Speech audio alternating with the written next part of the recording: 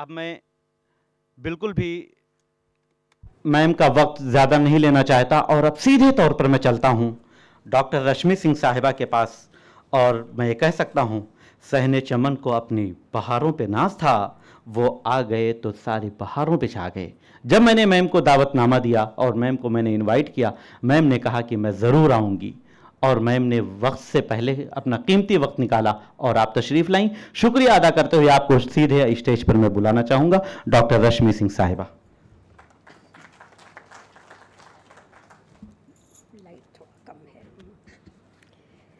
इस मंच को प्रणाम और सभा में सभी सभागार में उपस्थित सभी लोगों को मेरा प्रणाम। और आज का जो यह विषय है उसके लिए जो मौका मुझे दिया गया है उसके लिए भी मैं शुक्रिया करना चाहूँगी, क्योंकि विषय जो कि भारत एक्सप्रेस ने यहाँ पर रखा है और आर्ट एंड कल्चर की उर्दू अकादमी ने जो सहयोग दिया है वह विषय बहुत अहम है और देश की अस्मिता के लिए, देश के सम्मान में और देश की जो पहचान है हमारे भारतवर्ष की, उसके लिए यह विषय बहुत गूढ़ महत्व रखता है। नए भारत की बात उर्दू के साथ यह जो विषय दिया गया है, हम सब यह मानते हैं कि नया भारत जो है वह तेज़ी से आगे बढ़ रहा है और नवीनता की जहाँ हम बात करते हैं वहाँ तकनीकी विकास है, शिक्षा में अनेक तरह के आयाम हैं, स्टार्टअप्स है, तो खेल में नई कीर्ति है, अंतरिक्ष तक जाने की कीर्ति है। हर क्षेत्र में तो नया उड़ान हम भर ही रहे हैं। लेकिन किसी भी देश की जो असली पहचान होती है वह सिर्फ इमारतें, सड़क, मॉल इत्यादि से तो नहीं बनती है। किसी भी देश की पहचान उसकी भाषा, उसकी संस्कृति और साहित्य से ही बनती है। ऐसे में जब हम नए भारत की बात करते हैं तो उर्दू और अन्य भारतीय भाषाओं का जिक्र करना सिर्फ ज़रूरी ही नहीं है, बल्कि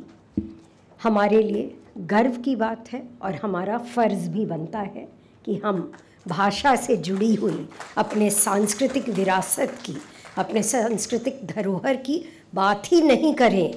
बल्कि हमारी क्या भूमिका होती है, हमारी क्या जिम्मेदारी होती है, उसका हम एहसास भी करें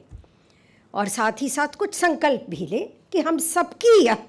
जिम्मेदारी होती है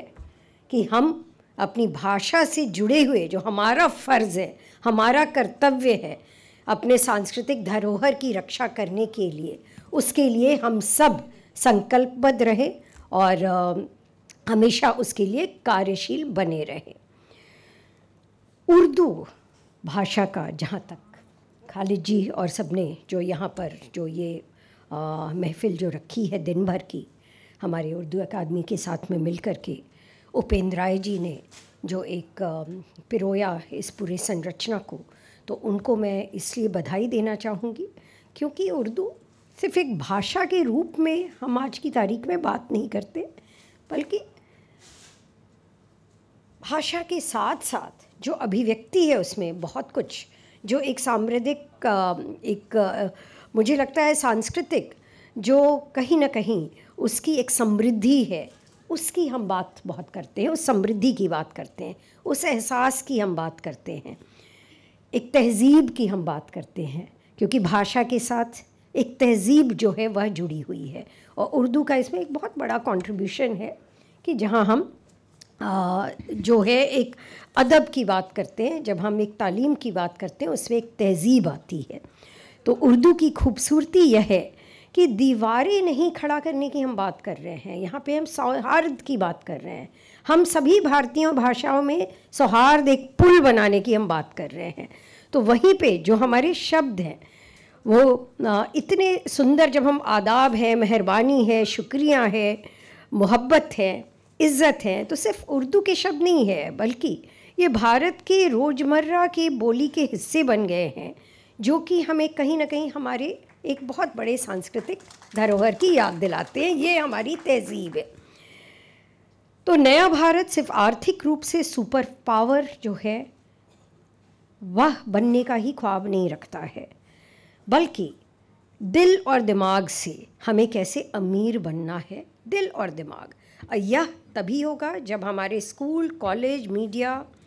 यहाँ पे जर्नलिज़्म की बहुत बातें होने वाली है, पत्रकारिता से जुड़े हुए बहुत आयाम जो है ये दिन भर में बातें होने वाली है। लेकिन इसमें जो है भाषाओं का और उर्दू का क्या महत्व है, मुझे लगता है कि आगे आने वाले सत्र में इस पे ज़रूर चर्चा होनी चाहिए, क्योंकि जब हम सुपर पावर, उपेंद्र राय जी ने ये बात कही कि हम सॉफ्ट पावर कैसे बने, तो उस सॉफ्ट पावर में भाषा, भाषा की अभिव्यक्ति और भाषा से जुड़े हुए आचार, विचार, व्यवहार एक व्यक्ति की पहचान तो करते ही हैं। सॉफ्ट पावर बनने के लिए व्यक्तित्व का एक पावर बनना, पावरफुल बनना तो बहुत ज़रूरी है ही, लेकिन उसके साथ ही साथ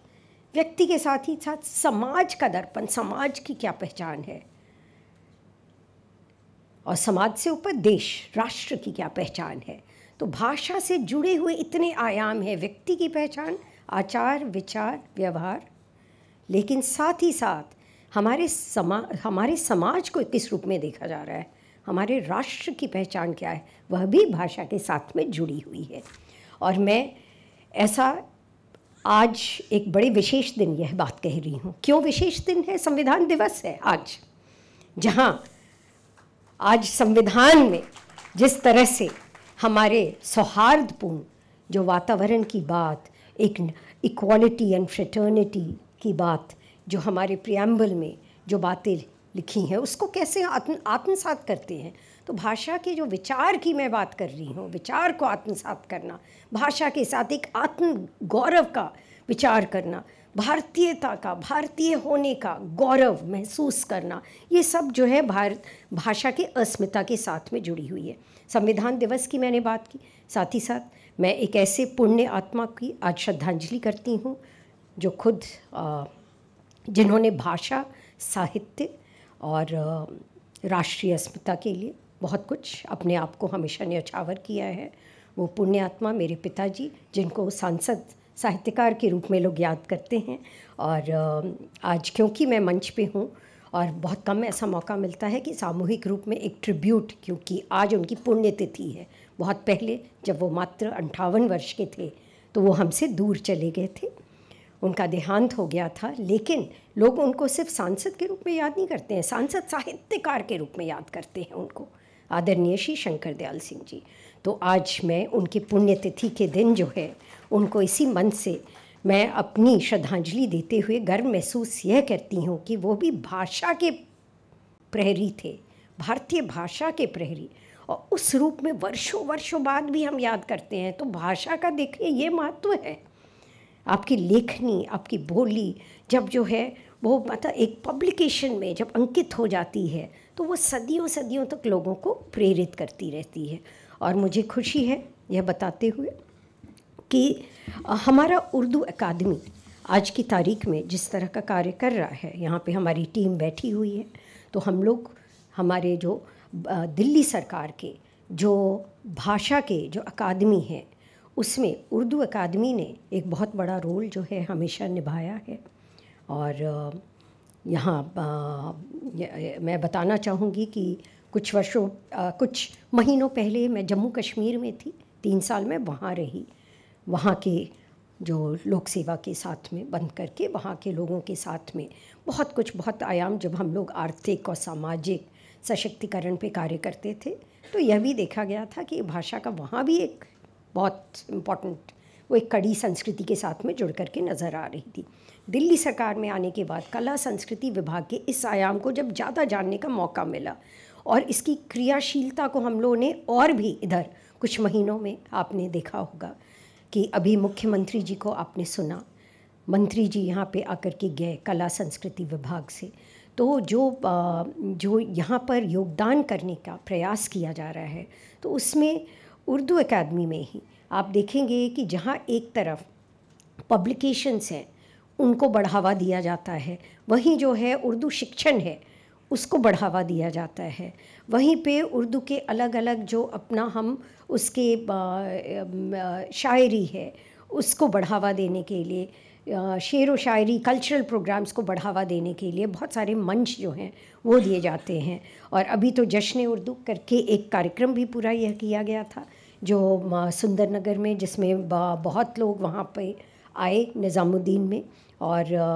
बहुत सारे कलाकार, बहुत सारे आर्टिस्ट जो हैं जो कि कोई कैलीग्राफी ये कर रहा है, लिख रहा है, तो उन सबों को बहुत प्रोत्साहन मिला। तो इस तरह के कार्यक्रमों को आप जब ज़्यादा लोग जुड़ते हैं और उसमें अपने राष्ट्रीय अस्मिता की भावना के साथ में ओतप्रोत होने के साथ में कि हमारी ये सांस्कृतिक धरोहर है, इसके बहुत सारे पक्ष हैं, और इस पक्ष में अंत में मैं बस ये कहना चाहूँगी कि सांस्कृतिक धरोहर में एक तरफ तो हमारी पहचान, एक तरफ हमारा आत्मगौरव, एक तरफ आत्मसम्मान, आत्मविश्वास, ये सब तो है ही, लेकिन साथ ही साथ आज की तारीख में बहुत बड़ा अपॉर्चुनिटीज़ भी, अवसर भी हैं उर्दू के लिए। विशेषकर मैं कहना चाहूँगी अन्य भारतीय भाषाओं के लिए भी अवसर क्या है, डिजिटल युग है। अब इस डिजिटल युग में बहुत सारी चीज़ें ऐसी हैं जो कि हम जो पहले जिस काम को मुश्किल होता था करना, उसमें पत्रकारिता के लिए भी बहुत कुछ सब संभव है। तो कम कॉस्ट में ही बहुत कुछ संभव है, और उर्दू की अस्मिता के साथ साथ जो है जिस तरह से उसको बढ़ावा देना है कि जो हमारे युवा वर्ग हैं वो ज़्यादा भाषा के साथ में जुड़ें, भाषा का प्रयोग करें, और उसको करियर के मतलब कि रोज़गार के साथ में जो है वो जुड़ करके चले। वो रोज़गार जो है वो एक लेखक के ही माध्यम से नहीं, शायर के ही माध्यम से नहीं, बल्कि बहुत सारे इस तरह के आज की तारीख में जो एक ग्लोबल हमारा एक कल्चर है, जो इंडियन मिशंस हैं जो प्रमोट करना चाह रहे हैं, उसके साथ में भी जुड़ करके बहुत सारी अपॉर्चुनिटीज़ है, करियर अपॉर्चुनिटीज़ हैं, जिसमें कि हमारे युवा वर्ग को इसमें वो आगे आ सकते हैं, उसका फ़ायदा उठा सकते हैं। क्योंकि अपनी पहचान में आत्मनिर्भरता की जब हम बात करते हैं तो भाषा की आत्मनिर्भरता में एक बहुत बड़ी पहचान जो है वो हमारे भारतीय होने का बोध का गर्व वो लेकर के आती है। और साथ ही साथ जो है बाकी अपना करियर अपॉर्चुनिटीज़ में मुझे लगता है जो राष्ट्रीय शिक्षा नीति है, तो उस शिक्षा नीति में आप देखेंगे कि बहुत तरह के पाठ्यक्रम जो हैं उनको भी भारतीय भाषाओं के माध्यम से जो है बचपन से ही जो है अब प्रोत्साहित किया जा रहा है कि छोटे छोटे उम्र में बच्चे अपनी भारतीय भाषा को क्यों न तो उर्दू में जो अधिक कार्य करना चाहे, अधिक प्रवीण होना चाहे, तो उसमें अब अगर वो इसका फ़ायदा उठाना चाहे राष्ट्रीय शिक्षा नीति का, तो छोटे छोटे ही उम्र में बच्चे जो है वो अपनी भाषा में वो ज़्यादा अच्छे से किसी भी फिर आगे